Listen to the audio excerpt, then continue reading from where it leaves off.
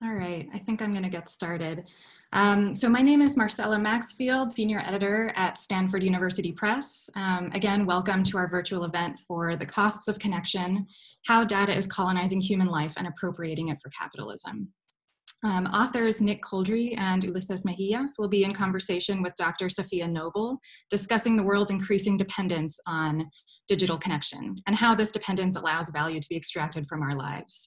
Our current moment of social distancing is amplifying this dependence in unprecedented ways.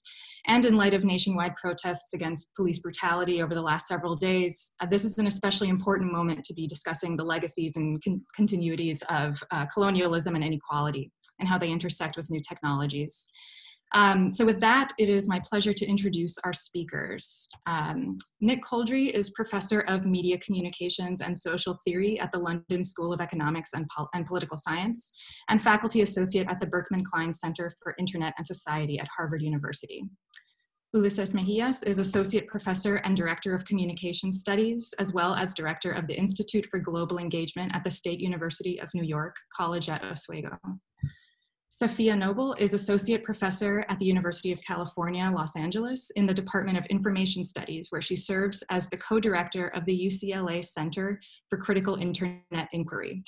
She also holds appointments in African American Studies and Gender Studies. And she is the author of the best-selling book on racist and sexist algorithmic bias in commercial search engines, Algorithms of Oppression. So before diving in, I'm just going to give a quick breakdown of today's event. The event is scheduled to go for about an hour. Ulises and Nick will begin the conversation with a presentation about central themes in the book, and Safiya will respond, and that will be followed by a discussion among the three speakers. We'll have about 10 minutes at the end for questions from attendees. You'll see at the bottom of your screen a Q&A option. You can submit questions through there, and we'll be routing them to the speakers at the end. And finally, as a quick reminder, this event is being recorded. So thank you all, and I will turn the conversation over to Nick and Ulises. Thanks, Marcella, and hello, everyone. I guess everyone in this session knows at first hand the dislocation of everyday space and time, and more than that, of social order during this pandemic.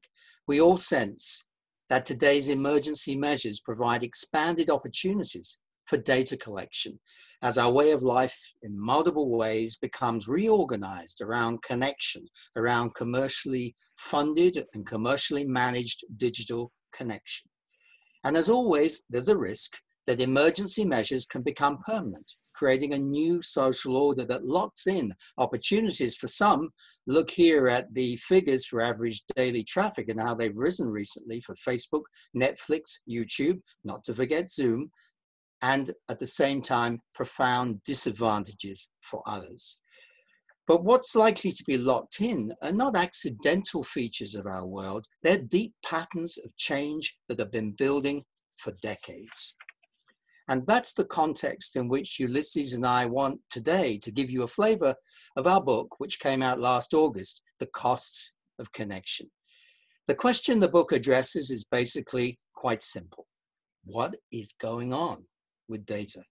What is it that could hold together the countless new and not so new things happening with data across business and government, society, and our personal lives? Now, there are many ideas on the table, and most are about capitalism. The idea that we're living a new stage of capitalism, digital capitalism, informational, platform capitalism, most famously surveillance capitalism, or just plain simple data capitalism. There are important points in all these approaches, but our book explores the possibility that something potentially even larger is underway. A new phase, perhaps, in the relations between colonialism and capitalism. And we get hints of this reference to colonialism in business cliche. For example, the phrase from the front cover of The Economist a few years back, data is the new oil. Oil, of course, being the classic colonial asset. Now, is this just a harmless business metaphor, or is it in fact cover for a genuinely new reality that truly deserves the name colonial, but whose workings must be covered up, if at all possible? So a central point in an argument is actually that this is not just a metaphor. We're using the word colonialism not metaphorically, but basically to describe a new emerging reality. We are essentially talking about a new phase in the relations between colonialism and capitalism, what we're calling data colonialism.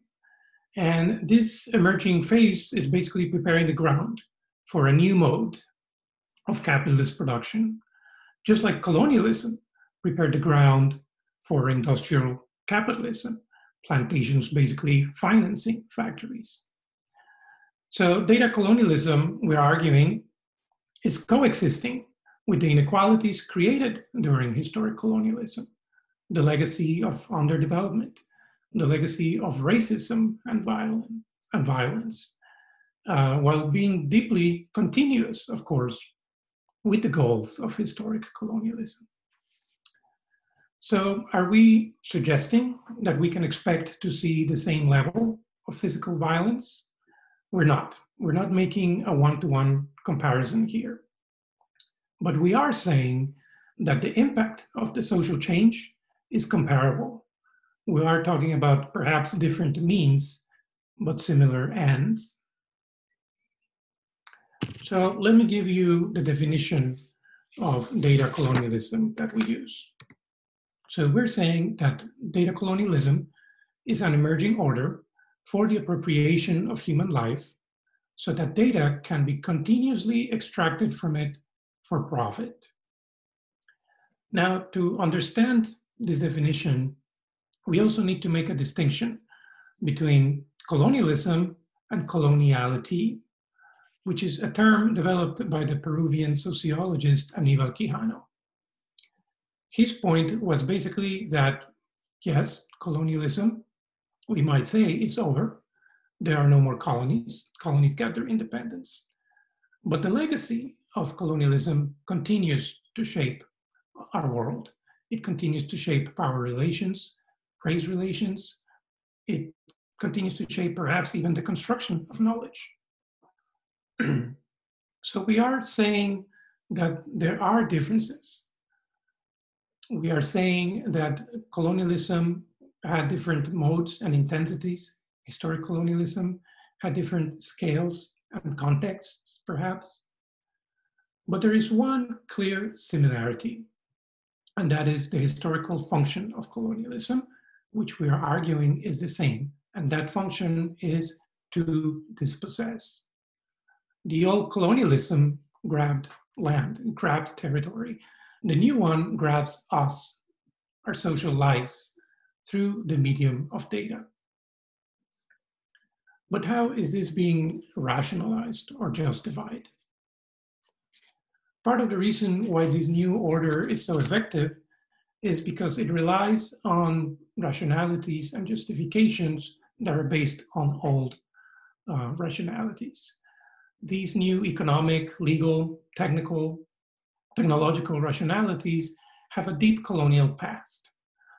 Let's look, for instance, at the concept of cheap nature. To colonize the world, nature had to be framed as cheap. It had to be framed as abundant, as free. From a legal perspective, it had to be framed as having no owners. That's where the concept of terra nullius comes from, which means no man's land.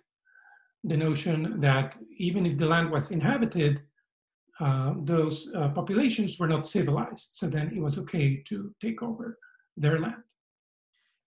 The next step was cheap labor. In colonialism, some humans, and in this case it was basically determined by race, were meant to provide the labor required to transform nature into wealth. So exploitation and abuse were thus framed as social progress, as something that was basically for the good of humanity. We have then this progression from cheap nature to cheap labor to now we have cheap data, which shares some of the same extractive rationalities that we find in nature and labor. It is supposed to be abundant. It is supposed to be without owner, to have no owner. At least in aggregate form, yes, we individually generate it and produce it, but collectively that data is said to not have an owner, and therefore it's easy to appropriate it. Our only job then is to generate it. And we're told that this is what progress looks like. But what do we gain by looking at things this way? Yes, we recognize that calling what's going on with data in both the global north and the global south a new colonialism, it's uncomfortable, it's unsettling. So what are the advantages of seeing things this way? The first advantage is that it expands the timescale on which we look. It means understanding what's going on with data in terms not just of the past 40 years, but of the past 500 years, and also looking further into the future. It means seeing what's going on with data today as a genuinely new mode of resource extraction, just as world-changing potentially as the capture of resources of the world in historic colonialism. That will lay the foundations for capitalism's next stage, just as historic colonialism paved the way for capitalism itself. But this next stage of capitalism could be some years in the future, although perhaps COVID-19 has accelerated it. The second advantage of a colonial framework is that it widens the scope of what we see, because data colonialism is not just a rogue variant of capitalism. It's about the whole direction of where capitalism is going today. So it's not just about social media platforms. It's about the embedding of intense surveillance in the working lives of so many people, particularly those who are less well paid. It means the expansion of the gig economy. It means the expansion of logistics, which sounds great when our package arrives on time, but it has profound impacts again on the way workers are surveilled. And it means finally, and this is often forgotten, the growth of internal corporate data. In their annual report in 2016, IBM said that 80% of the world's valuable data is internal corporate data, which never crosses a social media platform. Another advantage of the colonial approach is that it helps us see what's being built through data and how deep this is. It's a new social order. We're talking about emerging forms of interdependency, emerging ways of governing us, which will for sure reinforce older inequalities of class, gender, and race. And finally, the colonial frame helps us see the deepest continuity of all behind data practices, the continuation of the West's long-term drive to impose its single vision of rationality on the whole world. And we see this in big data rhetoric or the language of tech for public health. So data colonialism is just the latest entanglement of power and knowledge and rationality within modernity, a history where, of course, colonialism has always been at center stage. But to make sense of data colonialism, we also need to draw creatively on the best theories of how capitalism works. Because this emerging social order has to be understood in terms of both labor relations, as Marx saw 140 years ago, but not just labor relations. And in our book, we talk about a new type of social relation, which are data relations. That is, social life reconfigured exactly so that data can be abstracted from it for profit. And again, COVID-19 has accelerated all this. This is the social mechanism that's turning the historic structures of capitalism towards an ever larger goal, which is that ordinary social life, your life and mine, becomes a direct input to capitalist production through data extraction, through the continuous monitoring of our lives. And we know how this happens.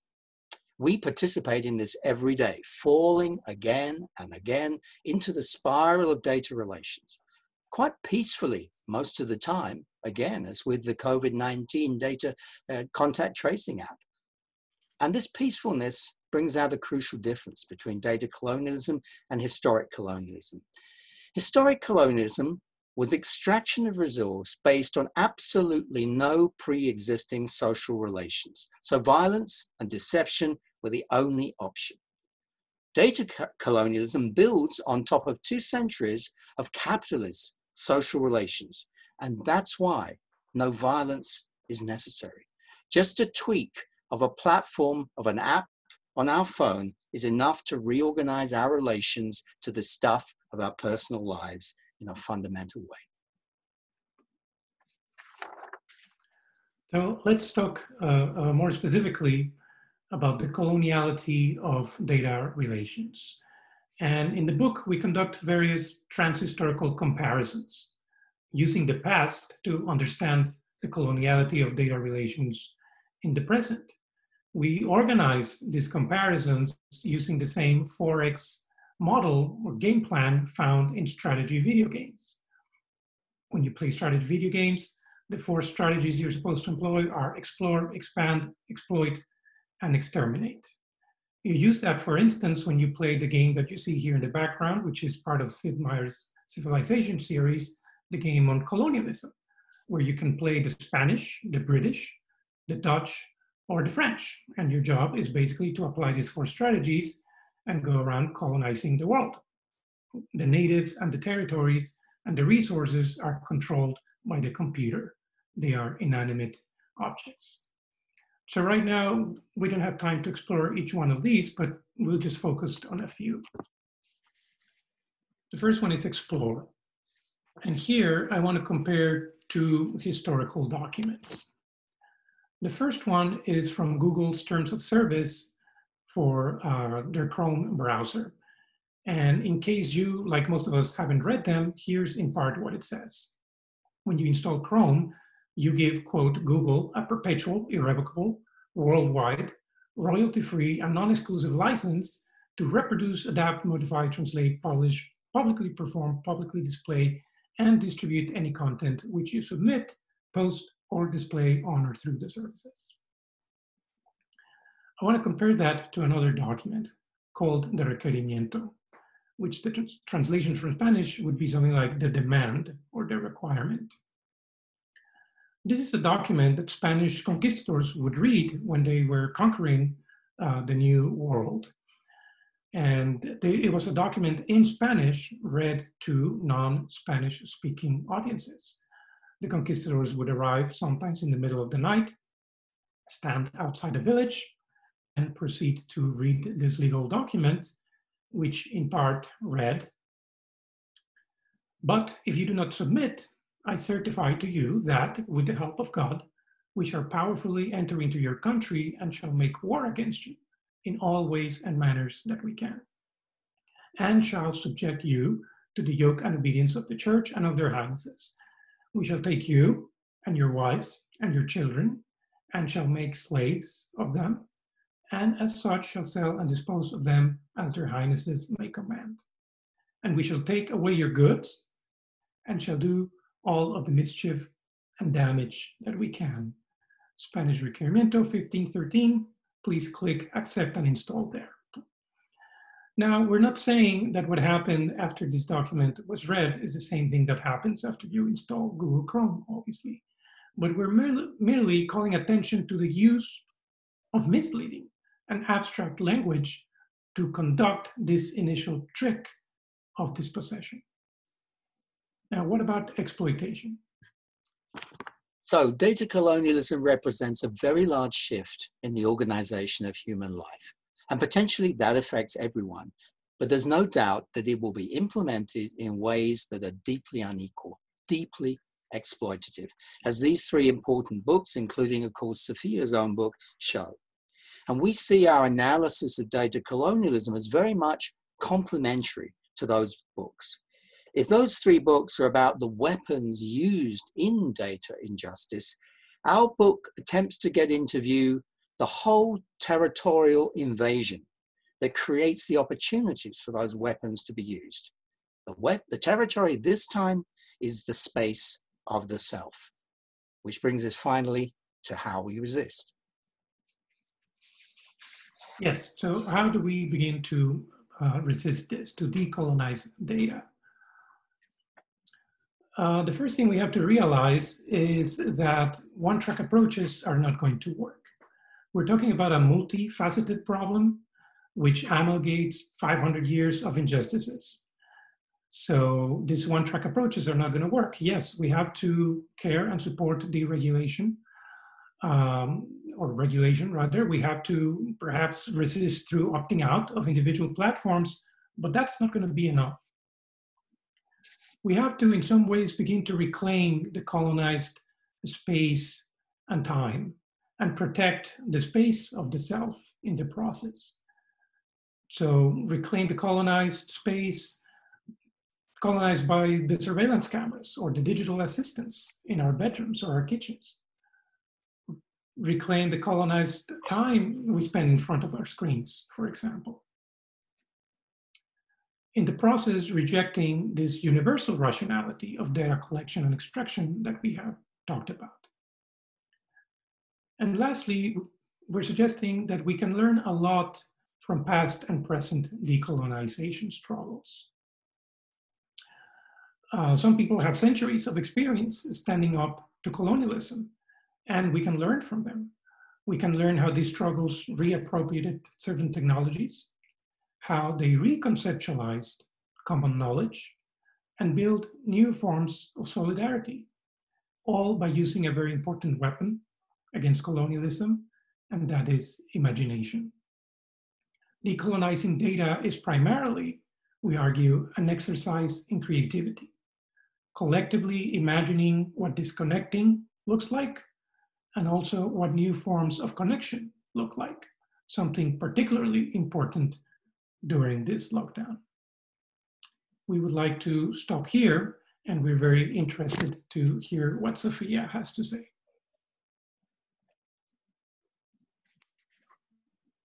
Thank you so much for inviting me to participate in this event with you.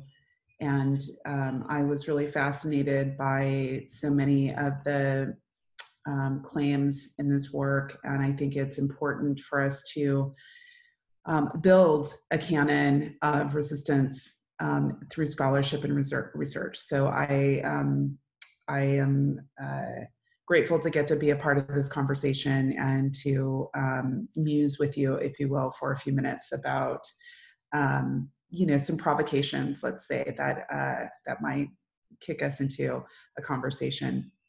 So one of the things that occurs to me at this precise moment today of a book like this being in our possession is that we are in fact witnessing the global response to hundreds of years of violent colonization. I think of Bob Blahner's earlier work from the 80s and 90s about internal colonization, for example, and the way that we might think of communities of color in the United States as internal colonies, as a framework for understanding the resistance and the response to subjugation and to the violence of colonial practices, which include, of course, indiscriminate policing and indiscriminate violence and control. And here I would just invoke the names of George Floyd, Breonna Taylor, and Ahmaud Arbery, and dedicate this conversation, in fact, to their memories as a way to frame and narrate this conversation. So let me just say that I think I really appreciated using the moment of COVID-19 as an entry into better understanding what data colonization can look like. Because of course, before the murder of George Floyd, many of us were focused on contact tracing and the ways in which governments and companies are attempting to trace the pandemic through a variety of digital technologies. And of course, it is one of the dimensions, I think, of colonization is the mundane ways in which it is imposed, the everyday. And I think this is one of the things, Nick, that that resonated for me when you were talking. You framed it as nonviolent. I might argue that it is both violent and nonviolent, but it is also extraordinarily everyday and mundane. It happens in turning neighbors against neighbors and reporting neighbors to authorities, which of course is a practice that we see law enforcement in the United States right now, this very moment, asking communities to do, right? To report and to document, to upload photos and videos to law enforcement websites of protesters, people who are exercising their rights. So it's the everyday, mundane, normal ways, normalized ways of eroding democracies or eroding societies.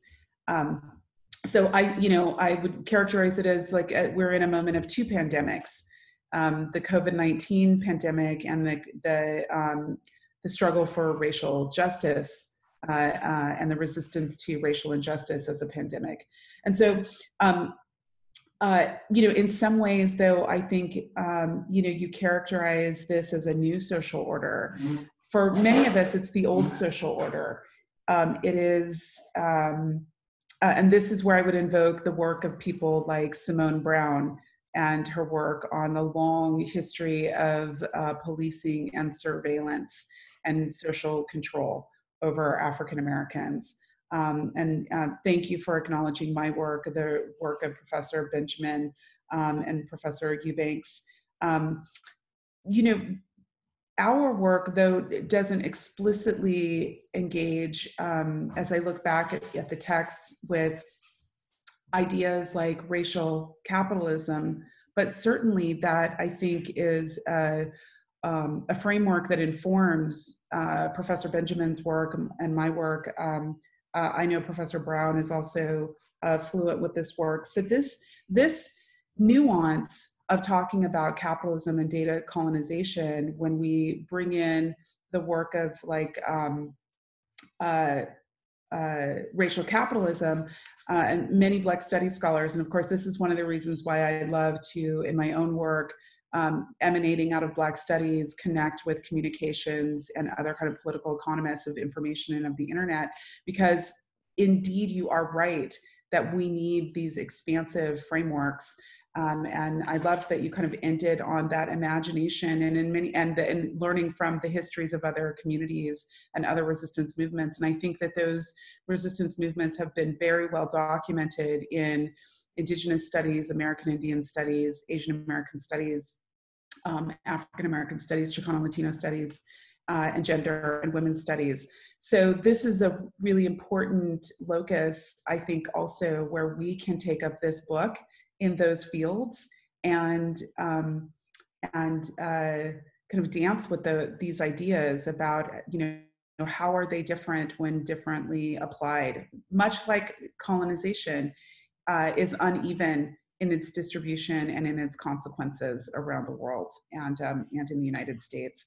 And, colonization is not really a particularly US sensibility in the way that the occupation, for example, of the Polynesian islands, Hawaii, Puerto Rico, Americans in the US often do not characterize those as colonial occupations or as colonial movements. So I think that this is a particularly European framing in the way that there's kind of an ordinary understanding of colonization. And of course, throughout South America and the continent of Africa. So we need this work in the United States to help American scholars in particular really think about colonization and its features and its contours if it is not in their vocabularies, in their everyday vocabularies and ways of thinking. I really appreciated Ulises, the nod to the new phases of colonization and colonialism, which include underdevelopment. And of course, when I hear that word, I always automatically go to Walter Rodney's work on how Europe underdeveloped Africa, which is a powerful and an important work because it, again, helps us understand the very sophisticated and nuanced ways that colonization is implemented and becomes hegemonic and gets embedded in the psyche and the ideas about oneself and one's relationship to oppressors, and one's ability to, in fact, even imagine liberation. So this idea of imagining is very important because for those of us who've been colonized, let's say by Facebook, it's very difficult for people to imagine any other way of being connected, even though that's such an incredibly oppressive platform. And look forward to talking about that in the discussion. The other thing that I guess, as I close, I have many notes, so I'm going to try to save them for our conversation. The current moment is also important for thinking about whether datafication, the datafication and consumption of us, the making of us into commodities in capitalism, whether indeed that is nonviolent, because what we're seeing, for example, right now are, again, photographs, video, surveillance practices being deployed to destabilize the First Amendment, for example, in the United States, the right to protest. So I guess, and that is coupled with excessive use of state violence and force, a militarized police force and the military, National Guard, being deployed, and those things are actually happening simultaneously. We look at the work of, for example, just going back to, say, the Occupy movement or Black Lives Matter activists talking about law enforcement coming up to them and referring to them by their social media handles, right? So this violence is actually coupled with the datafication and surveillance that you're talking about. And I think it's so important. And, one other dimension of this is that when you talked about how capitalism has to frame nature as cheap and labor as cheap, this, of course, is one of the most profound dimensions of technologies that emanate from Silicon Valley and Silicon corridors, which is to erase the cheap labor, so to speak, right, as they would characterize it, of, let's say, commercial content moderators. And here I would invoke the work of my colleague, Sarah Roberts at UCLA, the Colton miners who are mining all of the natural resources, the e-waste workers. I spent last summer in Ghana trying to study e-waste, and the people who die of cancer at 35. So those dimensions are in fact quite alive and well, and they are upon which the entire industry rests, right? Precariously, I might add. So I think bringing that into view is so important. And this is one of the things, again, that I love about your work, and that all of us are kind of trying to build a critical mass of scholars to connect these supply chain issues. Think about logistics and the work of Miriam Posner, people who are thinking about, in fact, that business data that is about us and that is sold and traded every single day through thousands and thousands of hands. When we saw the Cambridge Analytica breach, and for a moment there was a flame of outrage, what occurred to me was that, of course, the entire internet is Cambridge Analytica. So thousands of companies who are engaged in that very same process and project, with much greater sophistication, I might add. So widening this scope of who and what is being colonized is how you characterize that. And I think that is apt and appropriate for the times. And it really forces us to deal with the dispossession. And for me, I will just say in my work that I'm working on now, I am particularly concerned with the dispossession that has happened, that is manifest in these two pandemics that we're seeing right now, which is the evasion, for example, of paying taxes by Silicon corridors or big tech industries that then defunds or makes it impossible for us to fund things like public health public media, public schools, public libraries, public universities. We are, as a collective, being dispossessed of basic human rights, basic civil rights, because in many ways the extraction is so profound, and it's not just at the individual level, it's the extraction from our social relations by, again, not using our public infrastructures but not paying back into those infrastructures to support them, right? And those infrastructures are our democracies, our democratic institutions that serve as the counterweight to kind of corporate control in our societies. And so I think this is maybe a place where I'll end and say thank you so much for inviting me to participate in this conversation with you. It's an honor, and I really enjoy your work. Well, Ulises, thank you for your wonderful, rich comments, Safiya. Ulises, do you want to start, or shall I start? Yes, thank you. Thank you, Safiya. Why don't you start, Nick? I'll follow up.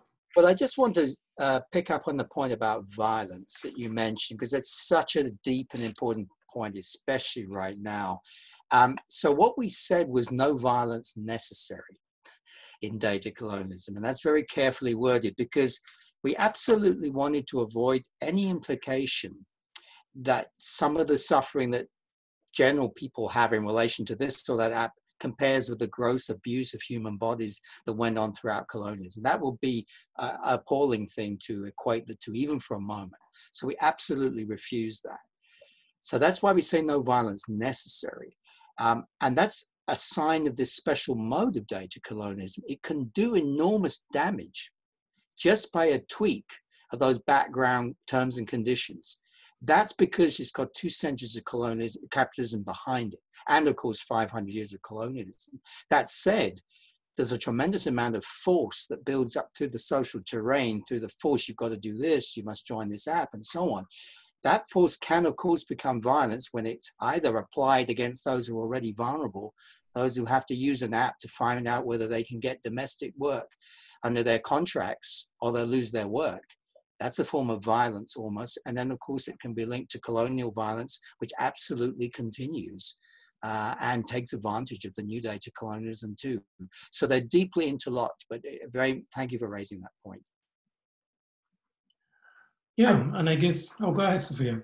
No, I was just going to say, I do think it's important to make these distinctions between physical violence and other forms of, let's say, psychological, emotional violence, the erasure of people's histories, the burning down of their knowledge systems, and so forth. So I appreciate you making that clarification.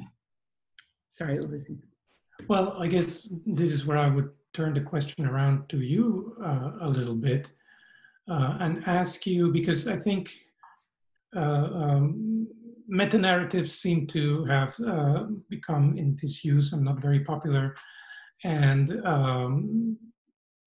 I guess I would ask you, what's the risk if we center our analysis very specifically on this population, that population, without having, in some ways, let's call it a metanarrative to connect the dots? What are the risks in doing that? And how in your work, I think that's something that you do actually very well. It's like, yes, you're talking about a certain very specific population, but also trying to make the larger connections. And how do we do that? It's really, I appreciate you noticing that I am really trying to theorize in my work about this kind of racialized political economy of digital technologies or of the internet. And I use specific cases, excuse me, about racialized people and women to narrate that or make that visible. Starting with, I think, some of the most egregious cases that I witnessed, because I think it helps make it very visible and plain, particularly to the people who are subjugated by these technologies.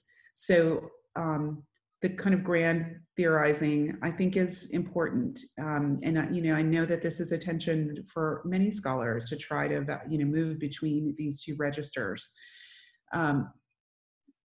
One of the challenges, having studied political economy, I started out as a young a young lassie studying political economy and sociology. And of course, this is a really powerful thread that runs into my work still.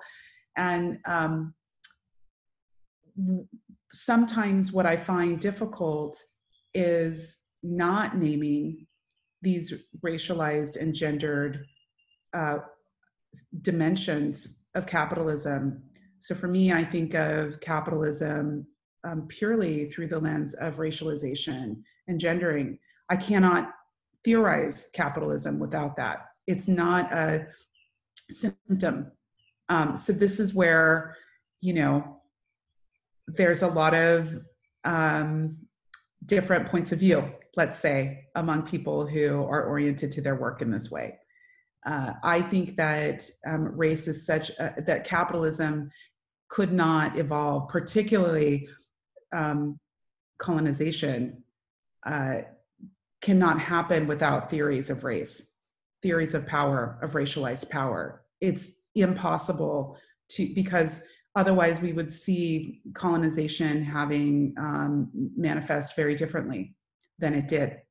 And so Ulises, your image that you put up and the Spaniards' statement, their terms of service, only happens when you have an entire, obviously regime of ideas about who is cheap, who is disposable. And that is 100%, the origin story of race in this world.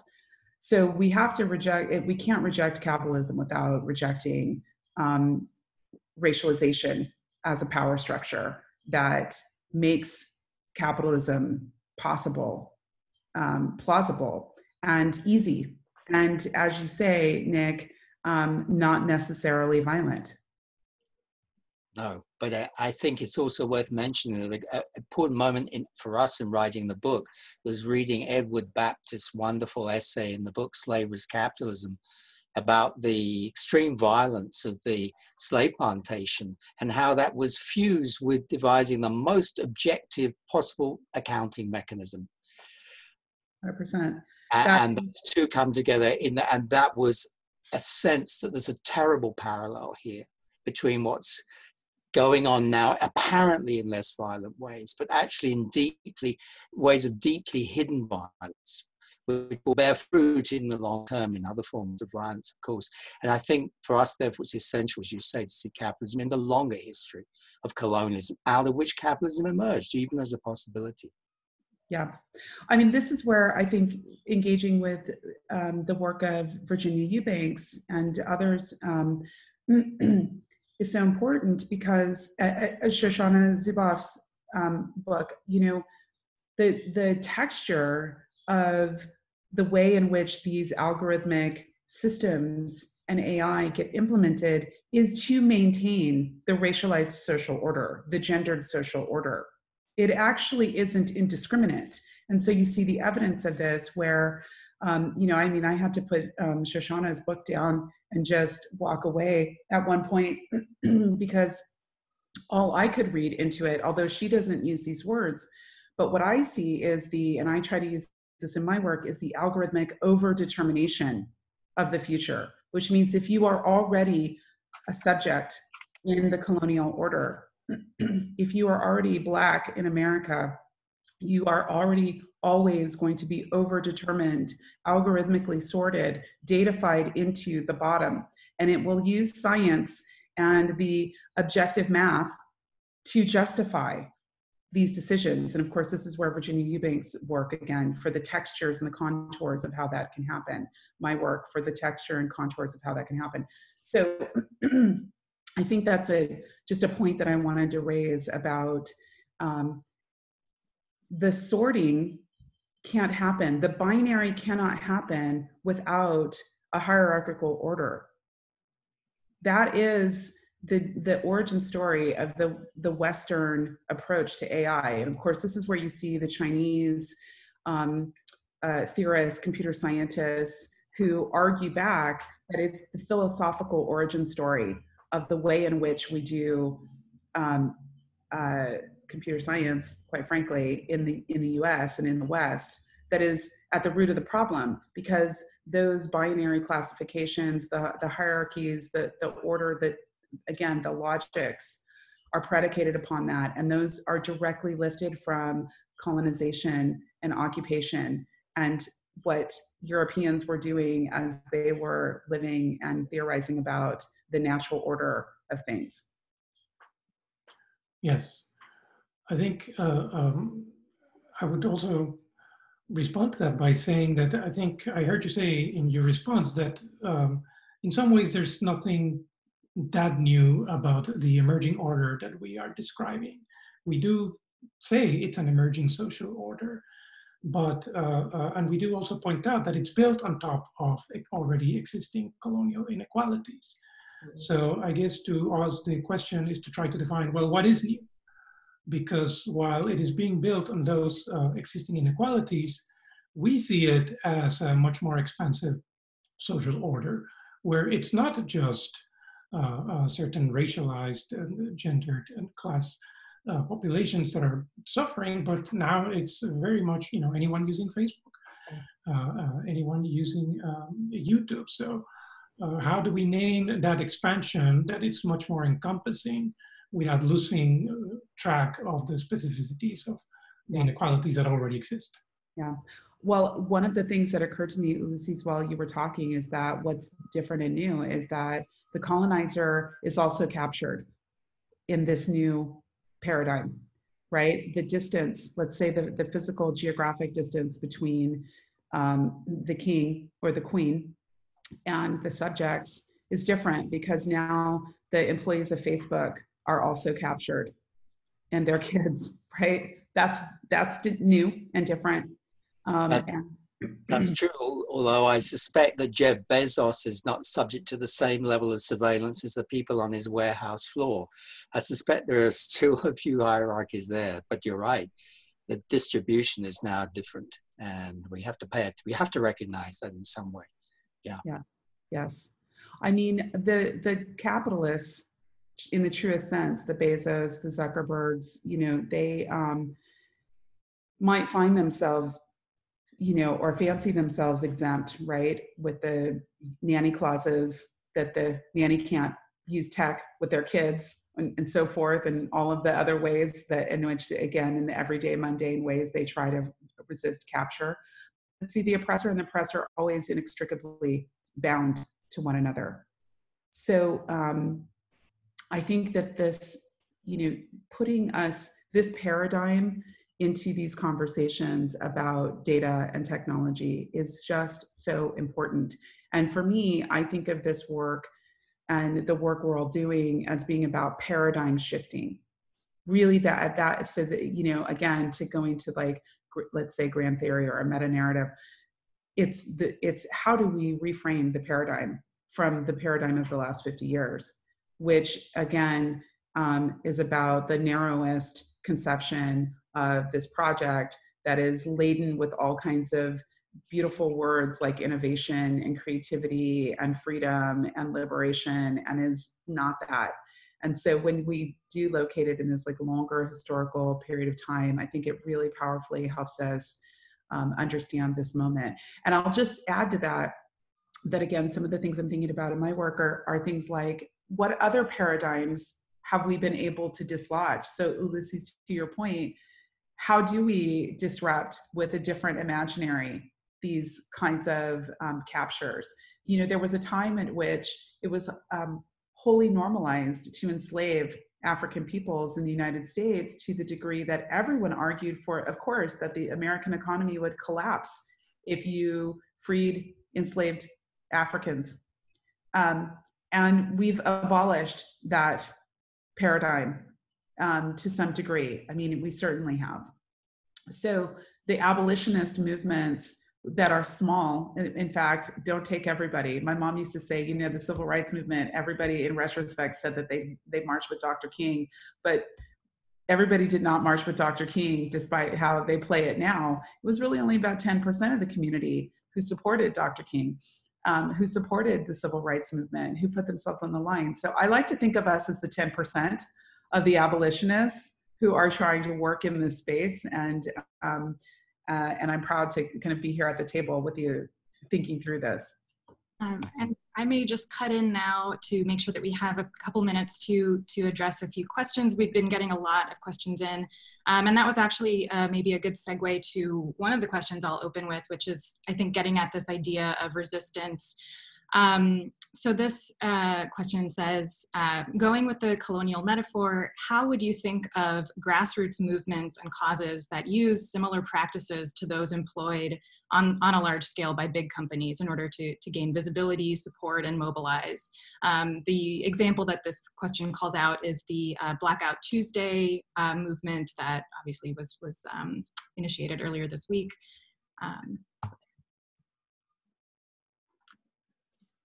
Well, I see it a little bit as a Faustian bargain. I think, at least when I talk to my students and to people interested in activism, I never tell them don't use Facebook or don't use YouTube. Those tools are crucial. To the moment, I myself don't use Facebook, but of course I have to use Google and Amazon almost every day.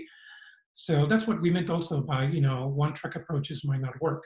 But from the perspective of activists, I think it's smart and it's necessary to use some of those tools. I do think we need to be aware of the cost of connection, as the title of the book implies, because it's not neutral. Technologies are not neutral, and using those tactics and tools does come at a cost. Great, thank you. I'll move on to another question. This is kind of a series of related questions. What do you think about the different COVID-19 related technological solutions? Should we be worried? Some say that this moment is calling for more digitization and showing the importance of e-governance. And relatedly, what aspects of data colonialism have been accelerated and decelerated in this moment? Well, Ulises and I have actually written a bit about what we say about COVID-19, and we had an editorial in an op-ed in Al Jazeera recently. Basically, when you look at these COVID-19 apps, without getting into technical detail, their effectiveness is purely speculative. There's a huge risk of false positives for the simple reason that Bluetooth's range is a lot larger than the range at which COVID-19 can be spread between two bodies. So there's enormous risk of generating false positives. They depend on people being honest as to whether they're infected. They depend on having effective testing, which we don't really have in Britain.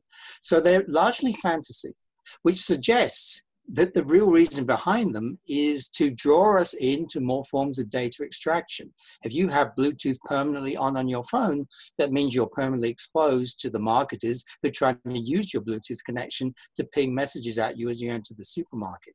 So we're deeply skeptical about this. And it's part of the whole process of naturalizing the fact that all solutions must take data form. That is not true. It has never been true, but the myth that it's true is one of the key weapons for getting us to believe in data colonialism. So they're deeply connected. As to the point about what has been accelerated, well, I think what's been accelerated is what I've just said. It's this capture and exposure to data colonialism, to data extraction. There's no doubt we are moving on an accelerated feeder track now to bring data colonialism with 5 years to its climax, not 10 or 20. So we have to be even more urgently involved in stopping it. What's been decelerated, I would say, is the so-called techlash. People have said that was over a few weeks ago. It's actually coming back in new forms in terms of people protesting the outrageous things Facebook are doing, which are on the face of it unconnected, although in fact they're deeply connected. So I don't think that's true, but that's what some people have said, that the tech lash is going slow. I think we're just in the early stages of that. Thank you. Okay, what do you think of reform efforts to develop incrementally more ethical approaches to surveillance technologies, like the ACLU's Technology for Liberty program? Do they just ignore deeper structural problems? I think this is kind of a repeat of my previous answer, but I think it is kind of a Faustian bargain. And I support all of the efforts to come up with alternative technologies, different models, more ethical models. But I do think that at the end of the day, we have to also question the larger structures. Because if we don't do that, then we're just replicating the same problem. I do agree with Paulo Freire when he says that the only way to change what seems impossible tomorrow is to do today what is it possible to do today. So I'm all for, you know, practical, realizable goals, but we do need the larger analysis to think about, you know, some of the implications that we're talking about. Okay. I will try to ask one final question. This is a little bit of a long one. Capitalism appears to function as a meta-narrative into which historical colonialism and, oops, sorry, I just lost my screen, and emerging data colonialism are folded. To what extent does that continue to center class analysis, albeit expanded to include coloniality? What of alternative frameworks in which race and capitalism are seen as co-emerging and co-constituted? To what extent is white supremacy marginalized by this arguably economist framing? Well, as we said before, the whole way we conceive data colonialism is deeply influenced by all the critiques of narrow economic interpretations of capitalism. So as I said, the book Slavery's Capitalism was extremely important for us, seeing that from the beginning, capitalism emerged in a racialized context. You simply can't deny the force or effectiveness of that, whether you look at China's exclusion originally from the growth of capitalism because it didn't have colonies, and what happened across the Atlantic and so on. So for us, we absolutely don't take that view. But at the same time, the class aspect is extremely important. So we also need to think about the brutal, almost violence, maybe violence of what goes on the Amazon warehouse floor, where people are surveilled literally every moment of their bodily movements, just to extract more value, just to speed them up just a little bit. Yes, there's a continuity in terms of Taylorism, and people have made that point, but this is Taylorism into the 100th dimension. And that is a qualitative change, because all those interdimensions, they all interlink to create a true interactive order of oppression. And that's what we try to focus on with the term colonialism. Well, thank you so much to all three of you for participating in this just fascinating and important conversation. We are coming to the end of the event, and I know there are a lot more questions we haven't gotten to. So please stay tuned. We'll be having a follow-up blog post where we'll try to address some of these remaining questions. So more to come on that. Thank you to everyone for joining us, and again to our speakers. We'll be making the recorded event available on our social media channels as soon as possible. And finally, the Costs of Connection is available for purchase on our website. Please remember to use the code found on this slide, and I believe also in the invitation for today's event to get a discount on the book. Thank you. Thank you very much. Thanks a lot.